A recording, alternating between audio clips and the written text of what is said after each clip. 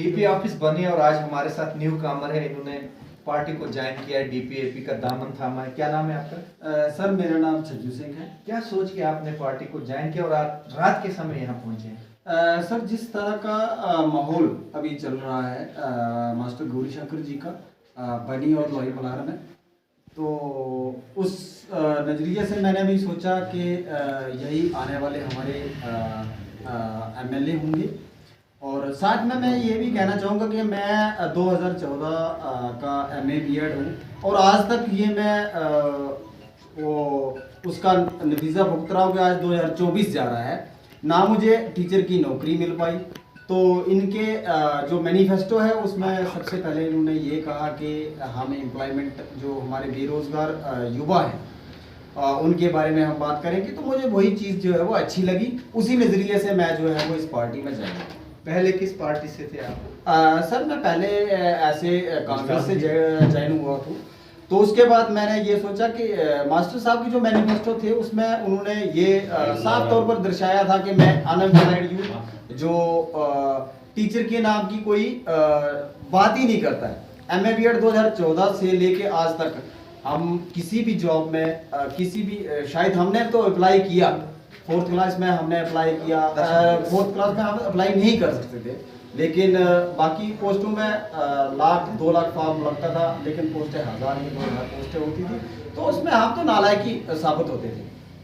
Even के हमने 70 या 70 प्लस मार्क्स लिए भी हूँ, लेकिन नहीं हम सिलेक्ट नहीं हो पाए, तो हम तो एक किस्म के नालायक ही हुए। तो उस साइकिल से इन्होंने सोचा कि ये चीज़ बहुत कम है, अगर पोस्टें निकालनी है तो अच्छी खासी निकालो, 8 10 20 हज़ार निकालें तो हो सकता है। लेकिन टीचर की पोस्टें तब से आज तक जो है वो टीचर की पोस्टें निकली नहीं है, 2013 से लेके आज तक 2024 चलता है। तो आपको क्या लगता है कि गौरीशंकर सर को अगर आप यहाँ से जिता के भेजते हैं तो क्या वो असेंबली की दीवारें हिलाएंगे और यूथ को रोजगार दिलाएंगे? जी सर, जैसे कि हर पॉलिटिकल पार्टी का भी एक मैनिफेस्टो रिलीज होता है, तो उसमें उनकी प्रायोरिटी होती है नंबर 1, नंबर 2, नंबर 3, उस हिसाब से होता है। लेकिन मास्टर साहब की जो मैनिफेस्टो है उनमें उन्होंने इस चीज़ को प्रायोरिटी लाइन पे लिया हुआ है। तो प्रायोरिटी लाइन पे लेने के बाद ही मुझे ये चीज़ रियलाइज़ हुई कि इनका जो विज़न है, जो एमए बीएड आज तक कोई बात नहीं कर रहा है। बीजेपी की आप मैनिफेस्टो की बात करो, उन्होंने सीनियर सिटीजन को अमेंडमेंट करने की कोशिश की, किसान को करने की, लेकिन हम उस क्राइटेरिया में फॉल ही नहीं करते। तो हमारा भी न्यू जनरेशन भी हमारी हो रही है, तो उस मामले में अगर सीनियर सिटीजन को दे रहे हैं कोई गलत नहीं है, लेकिन यूथ जो अपने परिवार को पालेगा वो तो सबसे गलत होगा ना, कि वो कहाँ से पैसा पूरा करेगा। ना तो हम मजदूरी करने के काबिल रहे हैं, ना कुछ भी करने के काबिल नहीं रहे। अगर प्राइवेट सेक्टर में जाएंगे, इंग्लिश अगर हम प्राइवेट सेक्टर में जाते हैं तो बीइंग ए एमए बीएड मैं 4000 पर मंथ की ले सकता हूँ, इससे ज़्यादा तो मुझे कोई देगा नहीं।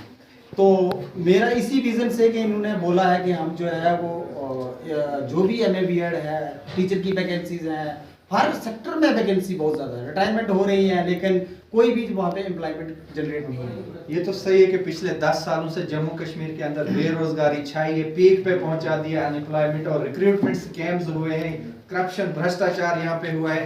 क्या आप गौरीशंकर की क्रेडिबिलिटी को किस तरह देखते हैं? क्या जो इन्होंने कहा है, मैनिफेस्टो लाया है, जीतने के बाद वो इम्प्लीमेंट होगा? कैसी क्रेडिबिलिटी है मास्टर साहब बनी and Lohi Malhar Gaurishankar sir की? सर क्रेडिबिलिटी की बात आ गई तो ये बहुत क्रेडिबल है, ऐसी कोई बात नहीं है, जो चीज़ बोलेंगे वो करेंगे।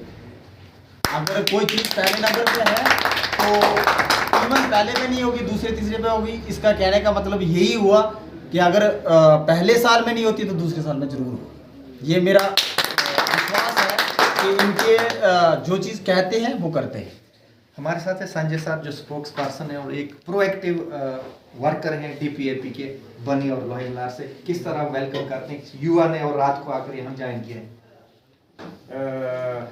जैसा कि आज आपके सामने ये ज्वाइनिंग हो रही है, एक हाईली क्वालिफाइड मैं जिसको कह सकता हूँ, ऐसे कैंडिडेट ने हमारी पार्टी का दामन थामा, तो मैं दिल की अमीर गहराइयों से इनका वेलकम करता हूँ और ये भी एश्योर करता हूँ ना इनको बल्कि दूसरे यहाँ हमारे जो यूथ्स हैं उनको भी ये कहना चाहता हूँ कि हमारी पार्टी में आने के लिए हमारे दरवाजे सबके लिए खुले हैं। जैसे इनका एक अलग विज़न है, सब लोग जो है हमारी पार्टी जिस तरीके से आगे बढ़ रही है और जो हमारी पार्टी का विज़न है उसको मद्देनज़र रखते हुए सब हमारे दर पे आते हैं, तो हम उनका वेलकम करेंगे और इसी तरीके से जो है ये पार्टी की वेव जो है वो आगे जा रही है। संजय सर, वेलकम ही काफ़ी नहीं है, क्या इनकी एस्पिरेशंस फुलफिल होंगी? देखिए भट्ट साहब, मैं आपको वाजे कर देना चाहता हूं कि हमारे जो लीडर हैं वो एक विजनरी फिगर हैं और उन्होंने इस चीज़ का दावा किया है कि वो यूथ के लिए अपनी जान वक़्फ़ करेंगे।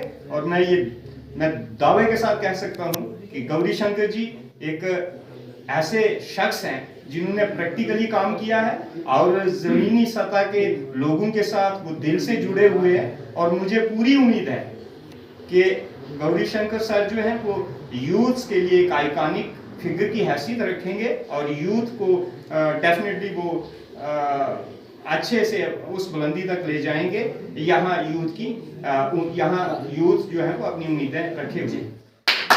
सर मैं इसमें थोड़ी सी एडिशन करना चाहूँगा। 2018 की बात है, मैं अंडर RMS से राष्ट्रीय माध्यमिक शिक्षा के अभियान तहत मैं एज ए टीचर काम कर चुका हूँ। 1.5 साल तक मैंने एज ए गवर्नमेंट टीचर जो है वो जॉब की हुई है गवर्नमेंट हाई स्कूल नजोत में। तो उसके तहत मुझे 32,000 पर मंथ की सैलरी मिलती थी। मैंने डिस्ट्रिक्ट में फर्स्ट ST के लिए एक ही पोस्ट थी